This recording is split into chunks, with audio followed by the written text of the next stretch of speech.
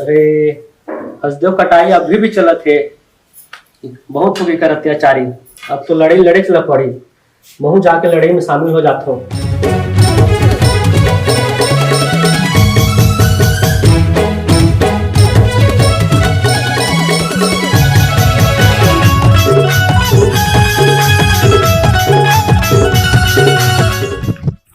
हो गया था क्या गुस्सा में कहा जाता है?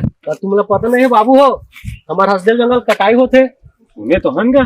तो ठेला काबर बैठे हो, चलो फिर हम हसदेव वाला बचाना है। बात तो सही है, जल जंगल जमीन हसदेव जंगल कटाई वाला बचाए की।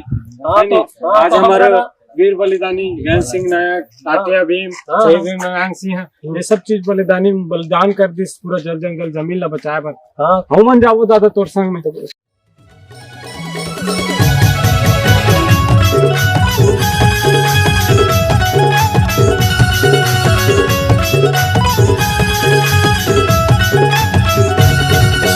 बघवा बन जा जी संगी, अब तो बघवा बन जा।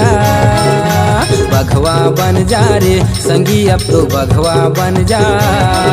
अन्याय ले लड़े बर नवा समाज ला गढ़े बर।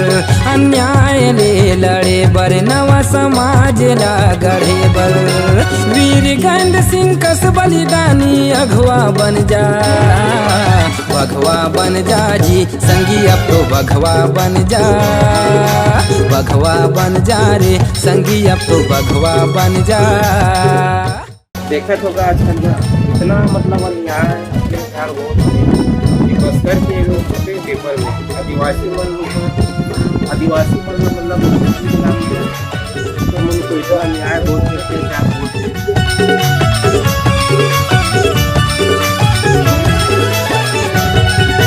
हमला खुश देखे बर संगी पुरखा मन जाने गवाए हैं। का हो गए आदिवासी सगला दूसर ला अपन बनाए हैं। का हो गए आदिवासी सगला दूसर ला अपन बनाए हैं। हमला खुश देखे बर संगी पुरखा मन जाने गवाए हैं। का हो गए आदिवासी सगला दूसर ला अपन बनाए हैं। का हो गए आदिवासी सगला दूसर ला अपन बनाए हैं। पुरखा के शोर करे बर संगी अघवा बन जा। पुरखा के शोर करे बर संगी अघवा बन जा। बघवा बन जा रे संगी, अब तो बघवा बन जा। बघवा बन जा जी संगी, अब तो बघवा बन जा।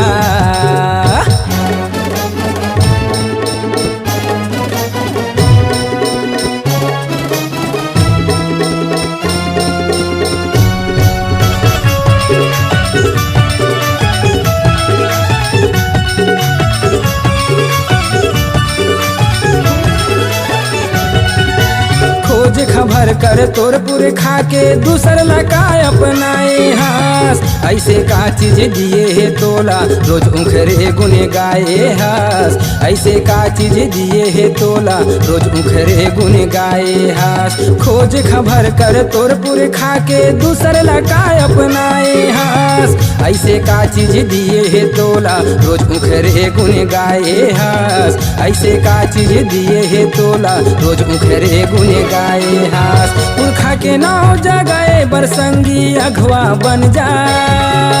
पुरखा के नाव जगाए बर संगी अघवा बन जा। बघवा बन जा जी संगी, अब तो बघवा बन जा।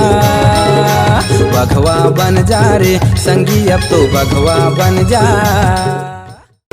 आज बस्तर सरगुजा में है ना, दोनों जगह छत्तीसगढ़ के 5वीं अनुसूची है ना, संशोधन फर्जी